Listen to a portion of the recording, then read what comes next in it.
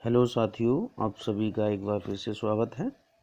और अभी डिस्कस करते हैं अपना सेकंड पोर्शन जो कि सामान्य ज्ञान का है।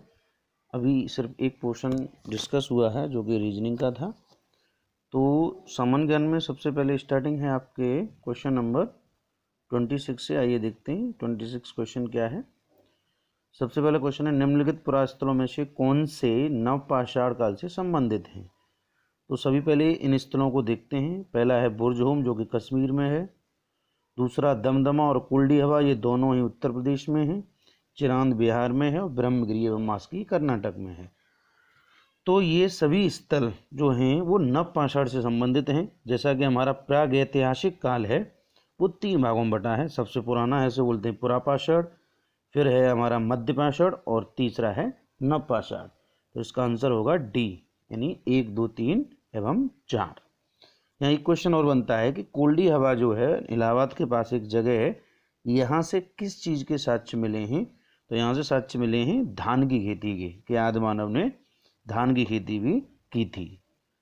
नेक्स्ट अगला क्वेश्चन है 27। ये है, निम्नलिखित में से कौन सा या कौन से कर फिरोज तुगलक द्वारा लगाए गए थे। तो ये फिरोज तुगलक था, तुगलक वंश का तीसरा शासक था। इसका काल है 1351 से 1388 तक। तो इसने पहले के जो भी जितने भी कर थे सारे समाप्त किए थे और 4 मुख्य कर लगाए थे, जो कि आपके सामने खराज एवं खुम्स और जजिया एवं जकात। बाद में सुर्ब नामक एक सिंचाई कर की स्टार्टिंग भी इसने कर दी थी। तो इसका जो आंसर होगा वो होगा ये सभी। नेक्स्ट क्वेश्चन है 28।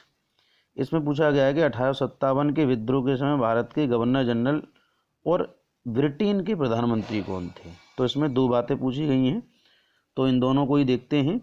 तो इसमें क्या है कि 1857 के समय भारत के जो गवर्नर जनरल थे वो थे लॉर्ड कैनिंग, और ब्रिटेन के प्रधानमंत्री थे वो थे लॉर्ड पामस्टन। तो इसका आंसर होगा ए। 1857 की जो क्रांति थी भारत की आज़ादी के लिए किया गया पहला प्रयास थी, और इसकी शुरुआत हुई थी 10 मई 1857 को। और इसकी जो शुरुआत की थी वो मंगल पांडे नामक एक व्यक्ति ने की थी, जो कि बैरकपुर छावनी का 34वीं नेटिव इन्फेंट्री का सिपाही था, और मूल रूप से बलिया के निवासी थे मंगल पांडे। और मंगल पांडे को फांसी हुई थी, वो हुई थी 8 अप्रैल 1857 को। नेक्स्ट क्वेश्चन, अगला क्वेश्चन है 1915 ईस्वी में महात्मा गांधी ने दक्षिण अफ्रीका से भारत लौटने के बाद सबसे पहले किस आंदोलन में भाग लिया। तो इसका आंसर होगा ए, चंपारण सत्याग्रह, जो कि 1917 में बिहार में हुआ था। ये किसान आंदोलन था और नील की खेती के विरुद्ध किया गया आंदोलन था। तिनकटिया पद्धति के विरुद्ध किया गया आंदोलन था। तिनकटिया पद्धति एक ऐसा सिस्टम थी जिसके दौरान किसानों को 3/20 भाग पर नील की खेती करनी होती थी। नेक्स्ट अगला क्वेश्चन है, किसी तारे के जीवन चक्र का क्रम क्या है। तो कोई भी तारा जब बनता है, जितने भी आकाश में तारे उनके बनने का क्रम होता है।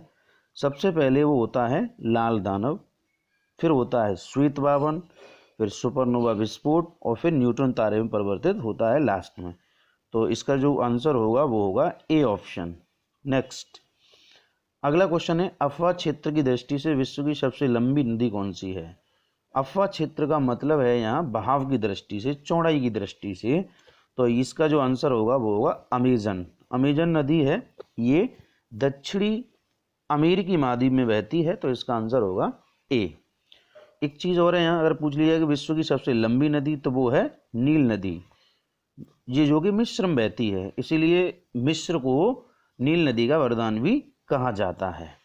नेक्स्ट क्वेश्चन है 32 वाला क्वेश्चन है कि निम्नलिखित में से कौन सा दर्रा कश्मीर को शेष भारत से जोड़ता है।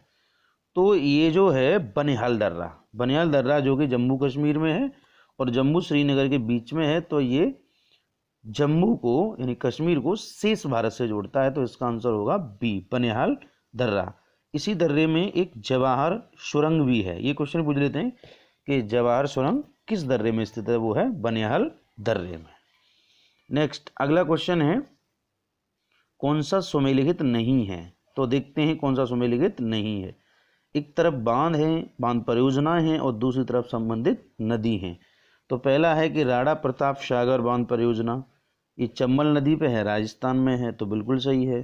दूसरा है थीन बांध परियोजना, ये रावी नदी पर है। जम्मू कश्मीर और पंजाब की संयुक्त परियोजना है, तो ये भी सही है। अगला है पोंग बांध परियोजना, तो पोंग बांध परियोजना व्यास नदी पर है, हिमाचल प्रदेश की, ये भी सही है। चौथा है दुलहस्ती बांध परियोजना, ये जम्मू कश्मीर में है, चिनाब नदी पे, सतलज पे नहीं है, तो यही डी ऑप्शन है वो सुमेलिखित नहीं है। सतलज की जगह यहाँ चिनाब होना चाहिए जो कि जम्मू कश्मीर में है, तो इसका आंसर होगा डी। अगला क्वेश्चन है 34 वाला, इसको देखते हैं। इसमें पूछा गया है कि दृश्य प्रकाश, विजुअल लाइट जो रेज हैं, किस रंग में प्रकाश संश्लेषण क्रिया सर्वाधिक होती है।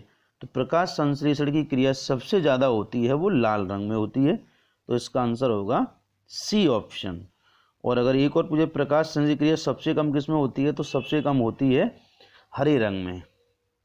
अगला क्वेश्चन है 35 कि भाई जो 6 से 14 वर्ष के बच्चों का जो अधिकार है मुक्त शिक्षा का, वो 86वें संविधान संशोधन में है, तो अनुच्छेद कौन सा है। तो अनुच्छेद है वहाँ 21A। अनुच्छेद 21A में ये प्रावधान है कि 6 से 14 वर्ष की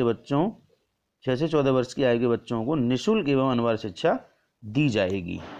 और ये मुक्त अनिवार्य शिक्षा का जो अधिनियम पारित हुआ था भारत में वर्ष 2009 में हुआ, और 1 अप्रैल 2010 से ये भारत में लागू है। तो 35 वाले क्वेश्चन का जो आंसर होगा वो होगा ए ऑप्शन। नेक्स्ट है लोक लेखा समिति की रिपोर्ट प्रस्तुत की जाती है, तो लोक लेखा समिति की रिपोर्ट जो है पीएससी की रिपोर्ट है वो वित्त मंत्रालय में, तो इसका आंसर होगा सी। लोक लेखा समिति जो है पीएससी बोलते हैं जिसको, पब्लिक अकाउंट कमेटी, इसमें टोटल 22 सदस्य होते हैं, 15 + 7 के हिसाब से, यानी कि इसका मतलब है 15 लोकसभा से और 7 राज्यसभा से। नेक्स्ट अगला क्वेश्चन है नीति आयोग के संदर्भ में निम्नलिखित में से कौन से कथन सत्य हैं। तो ये नीति आयोग है एक यानी सलाहकारी निकाय है, और इसका संविधान में कोई वर्णन नहीं है क्योंकि योजना आयोग की जगह आया हुआ है, तो योजना आयोग का भी कोई वर्णन नहीं था, तो एक सलाहकारी निकाय है। तो नीति आयोग का अध्यक्ष जैसा योजना आयोग का अध्यक्ष प्रधानमंत्री होता है, तो इसका भी होता है, तो पहला तो सही है। नीति आयोग का विस्तारित रूप यानी फुल फॉर्म जो है इसकी national institute for transforming India, ये भी सही है। थोड़ी सी टेक्निकल प्रॉब्लम है, इंस्टीट्यूट की जगह इंस्टीट्यूशन होना चाहिए, national institution for transforming India, तो बी वाला भी सही है। नीति आयोग का गठन 1 जनवरी 2015 को किया गया था, तो ये वाला भी सही है। इसकी घोषणा हुई थी वर्ष 2014 में स्वतंत्रता दिवस के अवसर पर प्रधानमंत्री मोदी जी ने लाल किले से की थी, और इसकी शुरुआत जो हुई थी बदलने की वो हुई थी 1 जनवरी 2015 से। तो ये तीनों ही सही हैं, तो इसका आंसर होगा डी, ये सभी। नीति आयोग का जो अध्यक्ष है वो पदेन प्रधानमंत्री होता है, लेकिन वर्तमान में जो नीति आयोग के उपाध्यक्ष हैं वो हैं राजीव कुमार, और नीति आयोग के जो सीईओ हैं चीफ एग्जीक्यूटिव ऑफिसर वो हैं अमिताभ कांत। तो इस तरह इसका आंसर डी है। नेक्स्ट स्टैगफ्लेशन से क्या तात्पर्य है, यानी स्टैगफ्लेशन क्या है। तो स्टैगफ्लेशन का मतलब है गतिहीन स्फीति। गतिहीन स्फीति में क्या है, कीमतें बढ़ जाती हैं, महंगाई बढ़ जाती है और बेरोजगारी भी बढ़ जाती है, तो इसका जो आंसर होगा वो होगा बी, प्रसार के साथ बेरोजगारी का बढ़ना। ऑप्शन बी इसका राइट आंसर है। अगले क्वेश्चन पे चलते हैं 39 क्वेश्चन, ये है कि सोडियम क्लोराइड यानी नमक का रासायनिक सूत्र क्या है। साधारण जो हम नमक खाते हैं उसका रासायनिक सूत्र है NaCl, ऑप्शन बी। इसमें आयोडीन होता है, और आयोडीन की कमी से हमारे शरीर में घेंगा रोग हो जाता है, तो ऑप्शन बी NaCl इसका राइट आंसर है। अगला क्वेश्चन है वाहनों के पार्श्व दर्पणों यानी साइड मिरर में किस प्रकार के दर्पण का प्रयोग किया जाता है। तो साइड मिरर में के रूप में हम जो उत्तल दर्पण का प्रयोग करते हैं, इसमें कोई प्रतिबिंब छोटा बनता है, वस्तु से उल्टा बनता है और वास्तविक बनता है, तो इसका जो आंसर होगा ए, उत्तल दर्पण। नेक्स्ट है अम्ल और क्षार की अभिक्रिया में लवण के साथ और क्या बनता है। जब भी हम किसी अम्ल और किसी क्षार की क्रिया कराते हैं तो दो पदार्थ आवश्यक रूप से बनते हैं, एक तो लवण यानी साल्ट बनेगा, और दूसरा उसके साथ में पानी अवश्य बनता है, तो इसका आंसर होगा डी यानी वाटर। गलने की प्रक्रिया को और क्या कहते हैं? तो गलने की जो प्रक्रिया है उसको संगलन भी कहते हैं। किसी निश्चित ताप पर कोई भी ठोस द्रव में बदलता है तो इसे हम कहते हैं गलन, और ये जो ताप है निश्चित ताप इसे बोलते हैं गलनांक। तो इसका आंसर होगा ए, संगलन। नेक्स्ट अगला क्वेश्चन है, पोटेशियम की खोज किसने की? तो पोटेशियम की खोज की थी हम्फ्री डेवी ने, और ये मूल रूप से ब्रिटेन के वैज्ञानिक है हम्फ्री डेवी, और उन्होंने 1807 में पोटेशियम की खोज की थी, जिसका प्रतीक होता है के और परमाणु क्रमांक होता है इसका 19। नेक्स्ट 44वां क्वेश्चन है, प्राणी जगत का सबसे बड़ा संघ है जिसमें कीट भी शामिल है। तो प्राणी जगत का सबसे बड़ा जो संघ है वो है आर्थ्रोपोडा, ऑप्शन सी। इसमें सभी कीट जैसे दीमक, जू, मच्छर वगैरह ये भी शामिल होते हैं, तो इसका आंसर होगा सी। नेक्स्ट 45वां क्वेश्चन है, किसी वस्तु की विराम अवस्था को ...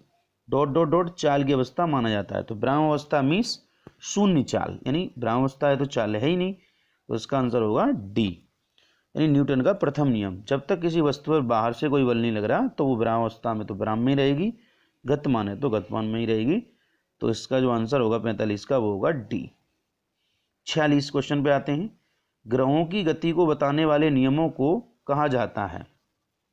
तो ग्रहों की गति संबंधी जो नियम थे वो केपलर नामक एक वैज्ञानिक थे, पूरा नाम है इनका जोहानस केपलर, इन्होंने दिए थे, जो कि मूल रूप से जर्मनी के हैं। इन्होंने 3 नियम दिए थे ग्रहों की गति संबंधी, पूछ लेते हैं। तो पहला है जैसे कक्षाओं का नियम, दूसरा क्षेत्रीय चाल का नियम, तीसरा परिक्रमण काल का नियम।